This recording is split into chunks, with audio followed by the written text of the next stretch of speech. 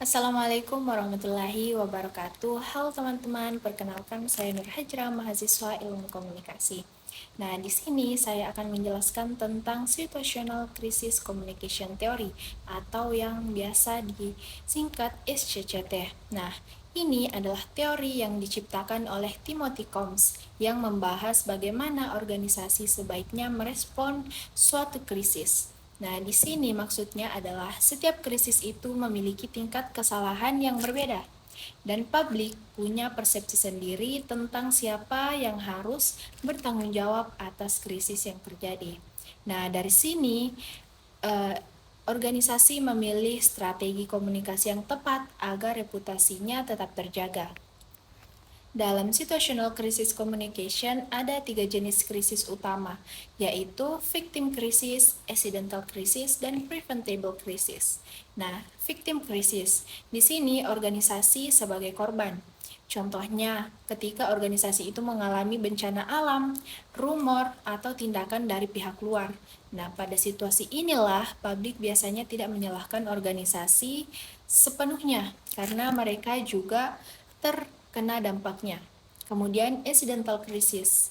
Ini adalah krisis yang tidak disengaja.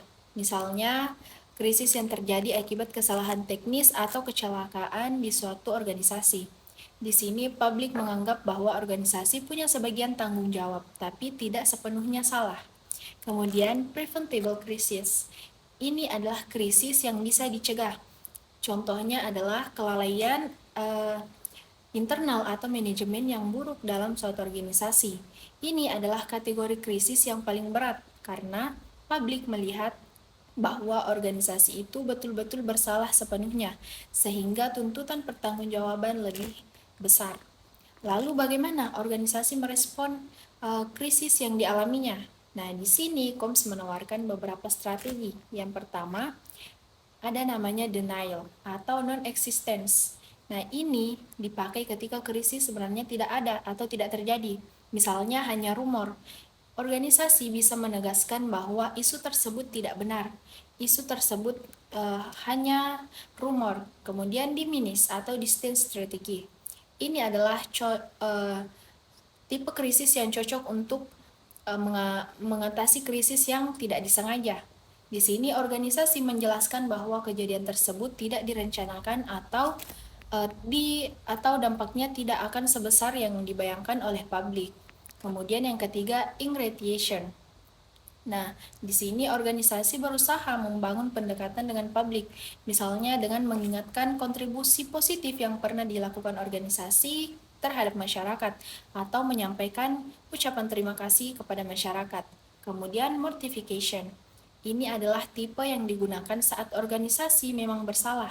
Di sini mereka bisa meminta maaf, memberi kompensasi, dan memperbaiki sistem agar masalah yang terjadi tidak terulang kembali. Kemudian ada corrective action. Di sini organisasi menunjukkan langkah nyata untuk memperbaiki situasi. Ini biasanya adalah tipe krisis yang paling ditunggu, strategi yang paling ditunggu oleh publik. Kemudian sebagai contoh, kasus yang pernah viral di masyarakat yaitu Odading Mang Oleh yang sempat viral di Indonesia. Di sini video promosinya itu membuat masyarakat berbondong-bondong datang ke toko hingga menimbulkan kerumunan yang sangat banyak. Kemudian ini terjadi saat masa pandemi. Nah, situasi ini termasuk dalam kategori accidental atau victim cluster, karena viralnya video tersebut itu terjadi secara spontan, bukan direncanakan atau disengaja untuk menciptakan kerumunan. Kemudian respon yang diambil sesuai dengan strategi yang ada dalam situational crisis communication theory, yaitu yang pertama, di sini pedagang menjelaskan bahwa video yang viral tersebut itu tidak direncanakan. Nah, ini termasuk ke dalam diminish strategi. Kemudian, yang kedua, mereka berterima kasih kepada pembeli sambil mengingatkan bahwa protokol kesehatan itu harus dijaga. Ini termasuk ke dalam ingratitude. Kemudian yang ketiga adalah di sini mereka mengatur ulang sistem pembelian agar kerumunannya itu tidak terulang. Nah, ini termasuk ke dalam corrective action. Nah, kombinasi langkah ini Sangat efektif karena sesuai dengan jenis krisis dan membantu meredakan kekhawatiran publik karena kerumunan yang terjadi.